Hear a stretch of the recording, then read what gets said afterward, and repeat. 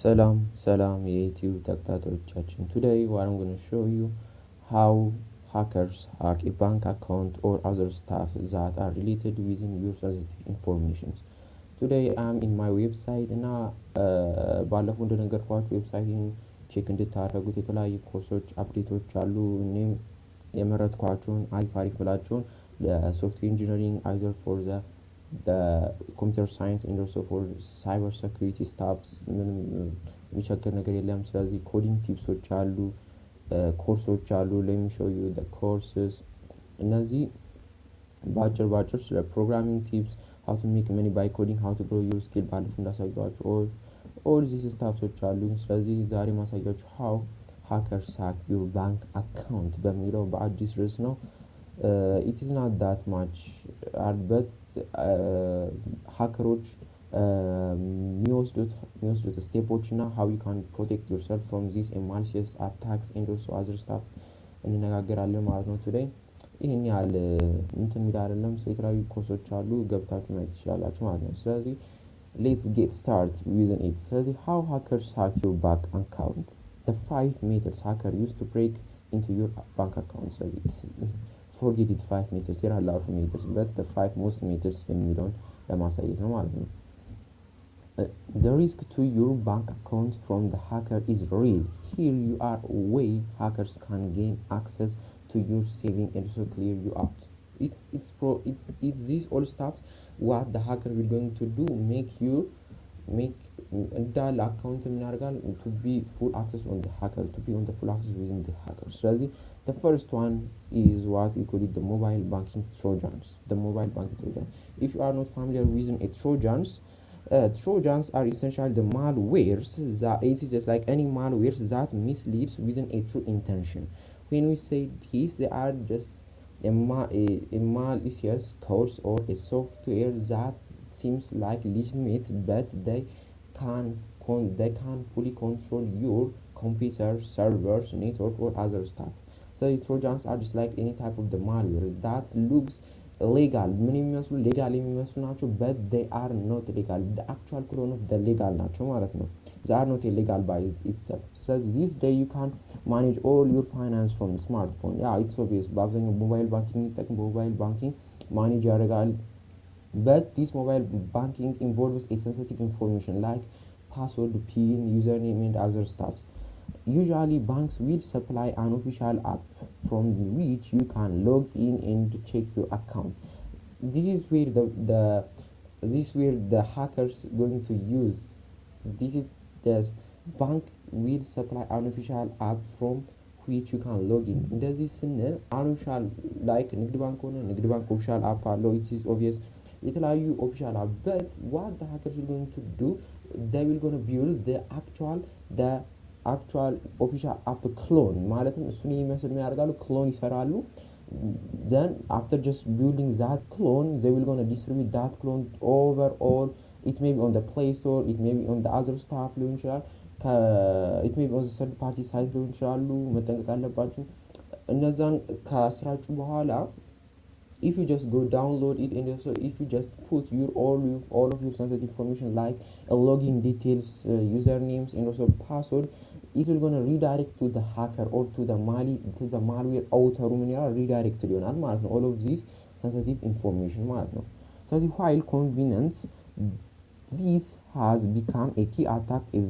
attack vector for the malware authors as I told you now ስለዚህ malware authors just like by building a fake clone app ምን ማድረግ ይችላሉ the hackers can easily hack your bank or can easily hack the mobile banking simply በቀላሉ ማድረግ ይችላሉ hack ማድረግ ይችላሉ ማለት ነው the simpler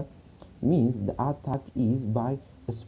spoofing an existing bank account spoofing ማለት existing bank accounting ማለት spoof በማድረግ ማለት ነው it is easy ነው a malware author creates a perfect replica of a bank apps upload it to the third party sites እና perfect replica of the bank account ማለት the perfect clone of that bank account ማለትም the actual clone those are the developers ሊሆን ይችላል ማለት ነው software developers ሊሆን ይችላሉ እነዛ actual clone build አርግተው upload a shady third party site when you say a third party sites are essentially the app based on the web technology that are not exclusively managed by the government it is just like exclusively managed by the non-government ማለትም it is non-government ምን ያለ participation አለባቸው ማለት ነው like ንግድ ባንክ ብታው it's government involved አለው ማለት በgovernment ነው so this is not a third party side so third party that are not exclusively managed by or operated by the government ስለዚህ እነዛ አካባቢ ላይ ምን ይሆናሉ uploaded ይሆናሉ ማለት ነው እነዚህ fake applications ማለት ነው once you have downloaded the bad app the app that has Trojan installed on it you entered your username and also password into it which then sent to the hackers this is በቃ በዛ ሰዓት sensitive information like usernames and also the password በምናስገባበት ጊዜ that sensitive information will going to redirect to the malware author ይሄዳል ማለት ነው this is just like the mobile bank trojan እንዴት work እንደሚያደርግ ነው ማለት ነው ስለዚህ app hijacking the sneaker version of this is the mobile banking trojan as I told you they aren't distinguished as a bank official app they are usually a completely unrelated app within a trojan installed within it ስለዚህ trojan installed within as I told you trojan are any type of a malware within any type of the malware that misleads within a true intention of that means mislead the clients within a true intent ማለት ነው when you install this app the trojan begins to scan your phone for the banking application as I told you when you install this app a trojan app install ካረክ በኋላ it will gonna look up all of the banking application and also it will gonna grab all of the sensitive information that are related to your bank account when it detected the bank app now detect ካረክ በኋላ being launched the malware quickly puts up a window that looks identical to the app now the app you just put it up ስለዚህ እና ስለ when you detect the bank app being launched ማለትም bank app ማለትም just like a real bank app launched ሲሆን አለ ለምሳሌ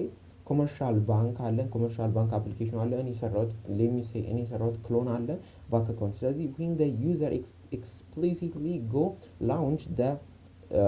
fake the commercial not a fake the commercial app bank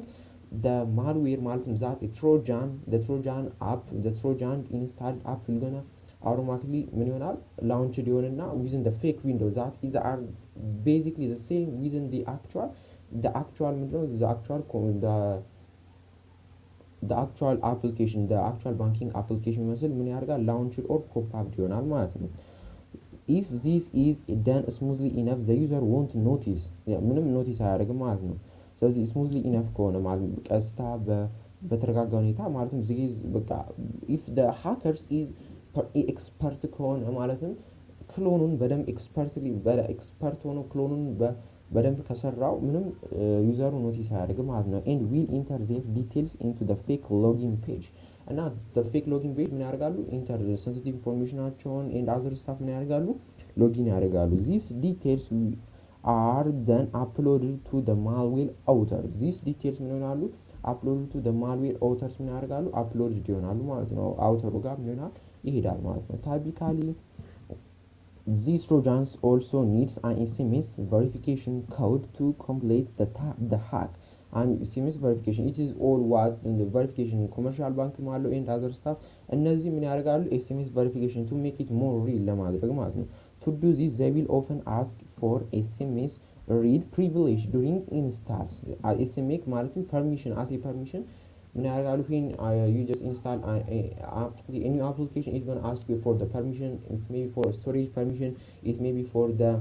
call and also SMS permissions and SMS push notification and other stuff የሚጠይቃቸው ስለዚህ በዛ ሰዓት ምን ያደርጋሉ እነሱም ፑሽ እንዲያደርጉ ማለት ነው ask you to SMS read privilege SMS read privilege የሚያደርገውን permission እንዲጠይቅ ያደርጋሉ ማለት ነው so they can steal the codes as they come in it is they can steal በቃ በዛ ሰዓት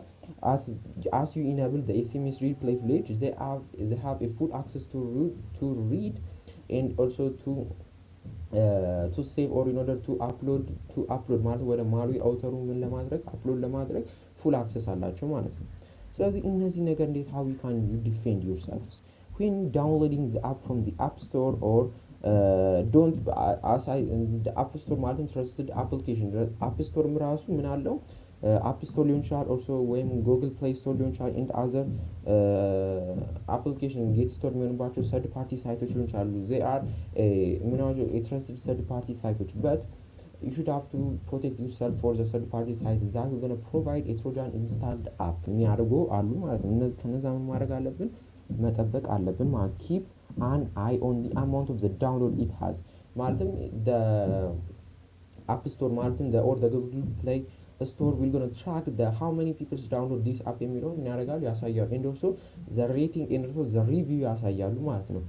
and also እናንተ ምን ማድረግ ቼክ ማድረግ አለባችሁ rating እና reviewንም amount of the people amount of the download ማየት አለባችሁ ሌላው ደግሞ comment section ገብታችሁ ምን ማየት አለባችሁ what the people say about these applications ምን እንደሚሉ አስተያየታችሁን ምን ማድረግ አለባችሁ ማየት አለባችሁ ማለት before you just install it if it has a very low amount of the download and also little to no review it is too early to call if it has a malware or not ስለዚህ በቃ obvious ማለት በጣም list download ካለውና list no review especially no review እንደዚህ famous application bank applications no review ካላችሁ it is obvious that it's just like a malware application ማለት ነው a Trojan installed application ነው ማለት ነው likewise be careful with what permission you give to the app now when you just install a new app be careful for the permission allowance ላይ ምን ማድረግ አለብን careful መሆን አለብን ማለት ነው when we say this አሁን ለምሳሌ when you install like Instagram or other Twitter or other they may ask us ምን ሊጠይቁን ይችላሉ a push notification ምን ሊጠይቁን ይችላሉ ማለት in order to send a verification code for if you are not new for the Instagram or Twitter ኮን ቨሪፊኬሽን ኮድ ምን ፕሪቪሌጅ ምን ያርጉ ፐርሚሽን አላውንስ ምን ሊሆን ይችላል ሊጠይቁን ይችላሉ ማለት ነው በዛ ሰዓት አለው ባልን ቁጥር they have a full access they can ምን ማድረግ ይችላሉ send a message they can push a message to us ስለዚህ this is how it's done ስለዚህ እነዚህን ምን ማድረግ አለባችሁ መጠንቀቅ አለብን ማለት ነው for the app for permission allowance ላይ ምን ማድረግ አለብን መጠንቀቅ አለብን ማለት ነው if a mobile game asks you for SMS read permission with no explanation as to why it's one them stay safe and also don't allow the app to install never install app from a third party sites and they are more likely contain a malware as I told you third party sites which ምንድናቸው ብያለሁ they are just like an application based on the web technology that are not exclusively managed by the government በgovernment managed third party ሳይቶችን የሚመጡ አፕሊኬሽኖችን ምን ማድረግ ኢንስታል አለ ማድረግ ማለት ነው እና with an explanation ማለትም አላው እንትኑ SMS እንትኖቹን ሪድ ለማድረግ with explanation ለዚህ ነው ብሎ most of the application ምን ያደርጋሉ allowance permissionናቸው ጋር explanation አለን ማለት ነው ስለዚህ እነሱ explanation with no explanation ከመጣ you should have to ignore that application and also you should have to ምን ማድረግ አለብን be more ምን መሆን አለብን ready in order to እነዚህ ነገሮች ምን ለማድረግ ነው protect or to defend yourself from these stuff ስለዚህ how to defend yourself ይሄኛው ምንድነው defend yourself ነው ስለዚህ ምን ማድረግ ነው most of them are looks legitimate የሚያደርገው ምንድነው የሚያደርጉት most of them are legal ይመስላሉ but they are not legal they may be legal ላይሆኑ ይችላሉ ማለት ነው you should have to protect yourself ስለዚህ keyloggers እና phishing hackers can also use phishing among others method to steal your identity on social media ይሄኛው ከፈለጋችሁ ዌብሳይት ላይ ሊንክ አለ ስለዚህ ሞር ዲቴል ለማወቅ ከፈለጋችሁ ገብታችሁ ማለት ትችላላችሁ በዚህ ሊንክ ገብታችሁ ሪዳይሬክት አድርጋችሁ ማየት ትችላላችሁ ማለት ነው and also keyloggers what are essentially keyloggers the hackers first of all as I told you before hackers are divided into three black hat hacker white hat hacker and also gray hat hackers then the black hat hackers hacks a victim within a malicious within the malicious intention with a malicious intention so this is where the keyloggers comes in now if keyloggers are a type of the monitoring software that tracks the key stock that the user made a key stock ማለት I just type something else type በማድረግበት ጊዜ key ስቶኮቹ ምን ያደርጋሉ እነዛ key ስቶኮች ናቸው will gonna record ይደረጋሉ ማለት ነው ስለዚህ ይሄንን ደግሞ ሃከሮች ለምን ይጠቀሙታል ስንል this method attacks one quite a way, a hacker can access to your account. Keyloggers are a type of the malware that records what you have typing and also send the information back to the hacker. It is not send the info. It does send directly send direction ማለት ነው ስለዚህ ያ hacker if you ምን ያደርጋል detect ያደርጋል ማለት ነው if the user go to the banking application ከገባ በኋላ ምን ያደርጋል at that time login information ማለት sensitive informationዎችን በሚያስገባበት ጊዜ keep track of ያደርጋል ማለት ነው ምን ነው track የሚያደርገው the key ስቶኮችን track ያደርጋል በዛ ሰዓት track ካደረገ በኋላ easy access of ምን ያደርጋል ማለትም እንትኖችን ያውቃል ማለት ነው ስቶኮችን ካወቀ ዩዘር ኔምንም ግራብ ማድረግ ይችላል and also the passwordንም or login detailዎችን ማድረግ ይችላል ግራብ ማድረግ ይችላል ማለት ነው ስለዚህ it is like a type of the monitoring software ነው ማለት ነው ስለዚህ that we're going to record the key stack that you made that might sound inconspicuous at the first ማለትም first ላይ ምን ማለት real ማይመስል ላይ መስላችሁ ይችላል ማለት ነው but imagine what would happen if you typed in your bank's web address so obvious bank's web address followed by the username and also the password the hacker will have all the information that they need to break into the account ስለዚህ በዚህ በኪሎገር ሜትር ተጠቅመው በዚህ በኪሎገር ሞኒተራይዜሽን ሜትር ተጠቅመው ሞኒተሪንግ ሜትር ተጠቅመው ሶሪ ሞኒተራይዜሽን አለ ስለዚህ ሞኒተሪንግ ሜትር ተጠቅመው ምን ማድረግ ይችላሉ hack ምን ማድረግ ይችላሉ እነዛን ዩዘር ኔምስ and also passwords login informationዎች ምን ማድረግ ይችላሉ hack ማድረግ ይችላሉ ማለት ነው by keeping track of the key stock that the user made when it's just like typing በሚያደርግበት ጊዜ ማለት ነው ስለዚህ how we can just defend ourselves from the keyloggers and other stuff install a stellar antivirus and also make sure it checks your system every so often ስለዚህ ምን ያህል check your system like antivirus sometimes በአንቲቫይረስም ተመስለው ኪሎገሮች ኢንስታል ሊሆኑ ይችላሉ ማለት ነው so you should have to protect yourself እና trusted ከሆኑ እንትኖች ምን ማድረግ ነው ዌብሳይቶች ምን ማድረግ ነው applications that are exclusively managed by the government and other stuff ከሚደረጉ ምን ማድረግ ነው managed ከሚደረጉ በዛ ከዛ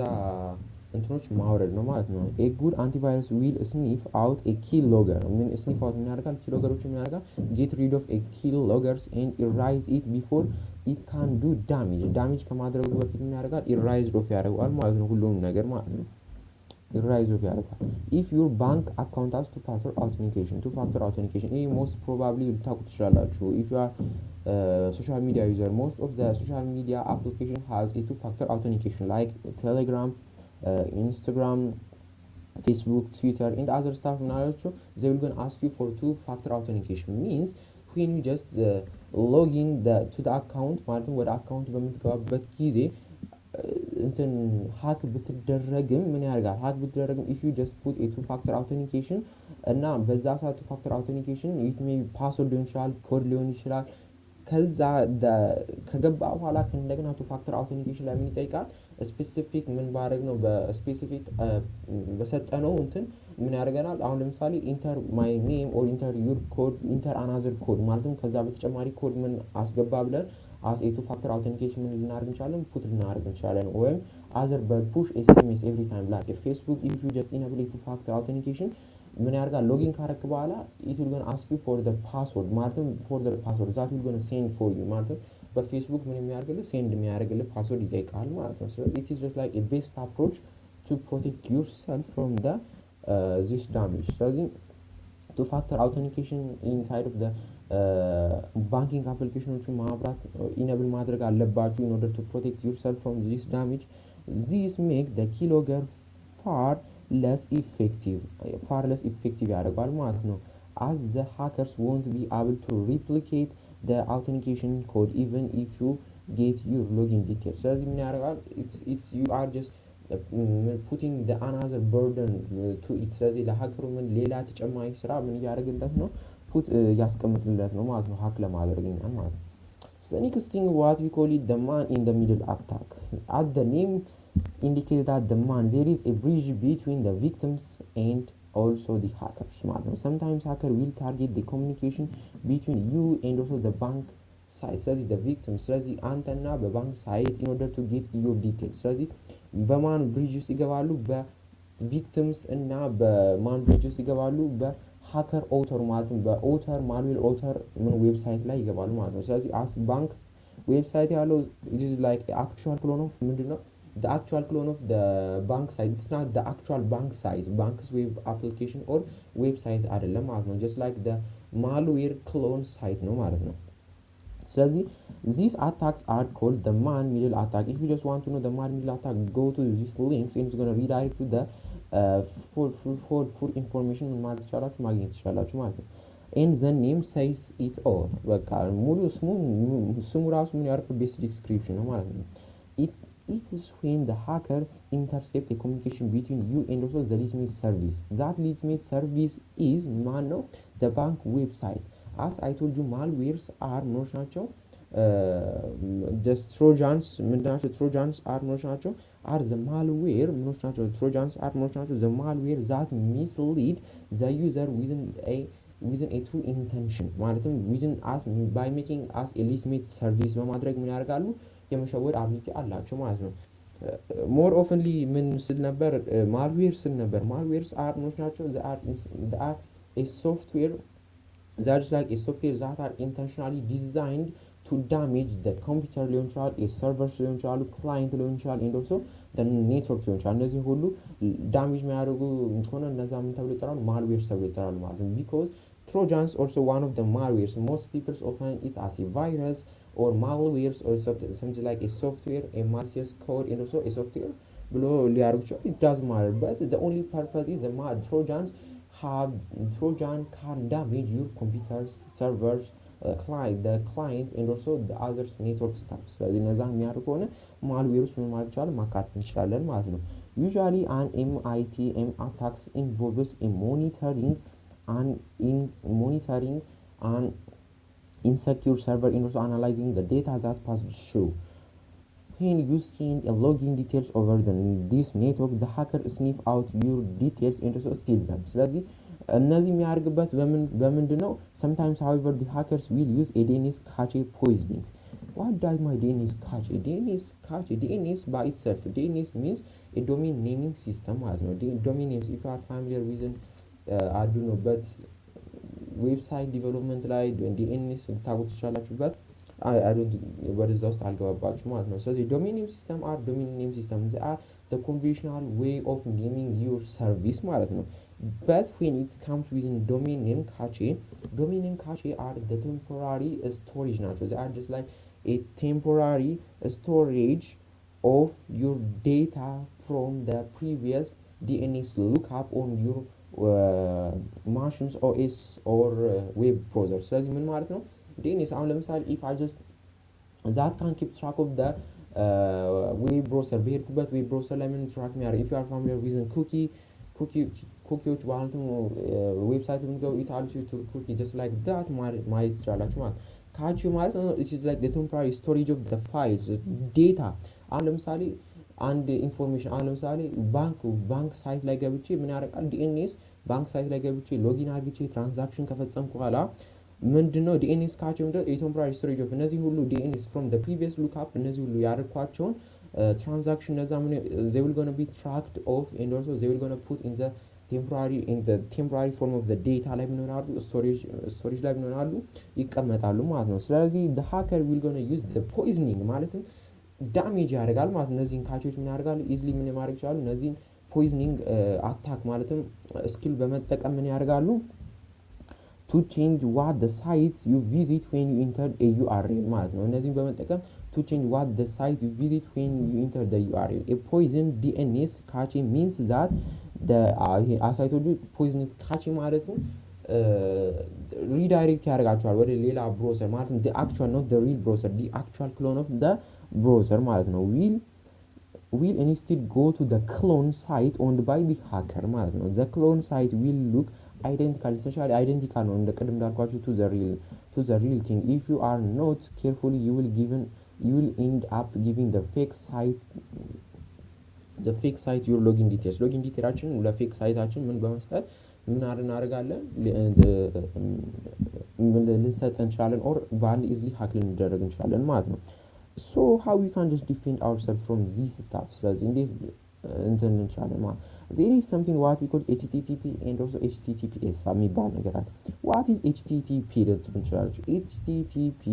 እና አሁን if the protocol አሁን ለምሳሌ http://colon//www.facebook.com ብትገቡ HTTPS ነው why because HTTPS are hypertext transfer protocol within a that is HTTPS uses an HTTP within an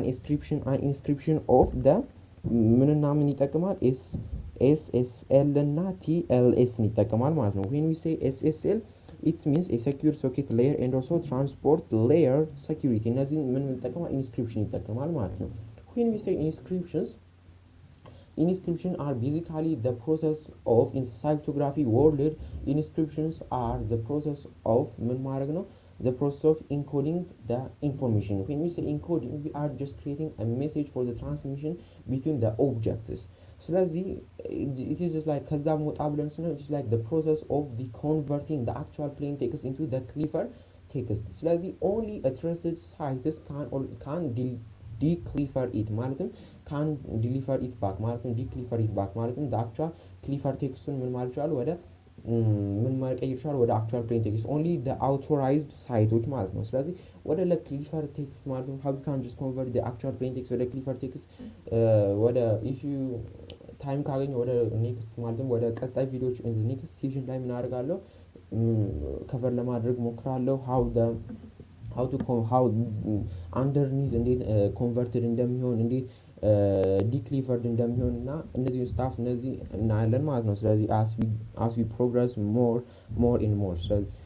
ስለዚህ በእንደዚህ እንትኖች በHTTPS ካልሆነ ምን አረግ HTTP ኮን it's not secure አልሆነ ማለት ነው HTTPS inscription SSL እና TLS ስለሚጠቀም it's more secure ነው ማለት ነው HTTP ከሆነ you should have to be wise on entering any sensitive information ከማስገባት ምን መቆጠብ አለባችሁ ማለት ነው if